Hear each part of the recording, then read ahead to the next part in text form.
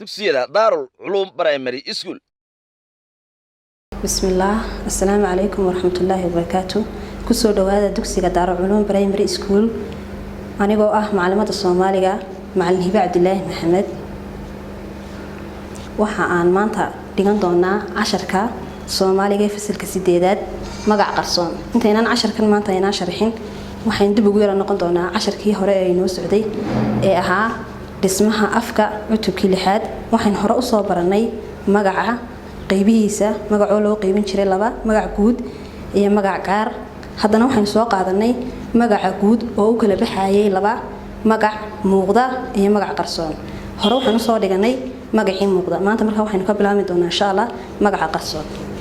Magac qarsoon waa magaca qarsooni waa kan aan la arki karin lana taaban karin. Magaca qarsooni inta badan waa magac fal ahaa asalkiisu, laakiin se loo rogay magac ahaan. Markii hore magacu ahaa fal sida Axmed waa nin xoog weyn, laakiin se markii dambe waxa loo rogay magac ahaan. Tusaale, dadka xoogga lihi waa inay dadka taagta daran wax taraan.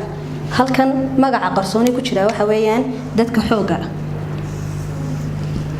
waa inay dadka taagta daran wax taraan. Magaca labaad ee qarsooni ku jiraana waa dadka taagta daran. Haddaan u gudubno tusaalaha labaad, aqoon la'aani waa iftiin la'aan. Magaca qarsoon ee tusaalaha labaad ku jiraana waxa weeyaan aqoon. Ka kale ee ku jiraana waxa weeyaan iftiin. Haddaan ku sii socono tusaalaha saddexaad, diintu waa nuur. Diintu nuur bay u tahay dadka. Magaca qarsoon ee ku jira tusaalaha saddexaadna waxa weeyaan diintu nuur. Haddaan ku sii socono tusaalaha afraad, run iyo beeni kala raadbe. Magaca qarsoon ee ku jira tusaalaha afraadna waxa weeyaan run iyo beeni. Haddaan ku sii socono tusaalaha shanaad, geesinimada waa loo dhashaa. Magaca qarsoon ee tusaalaha shanaad ku jirana waxa weeyaan geesinimada. Haddaba ardayay sharxii casharku intan ayuu inoogu eegahay. Waxa buugiina fasalka 8aad ee daabacan idinku yaalay laylis 3 u kala baxaya. Layliska koowaad wuxuu ahaa laylis shaxan ku qoran. Waxa la idinka baahan yahay shaxanka in shaxanka magacyada ku jira aad u kala saartaan magac muuqda iyo magac qarsoon. Magac muuqda aynu hore u soo dhiganay iyaga magac qarsoon oo aynu hadda dhiganaynay.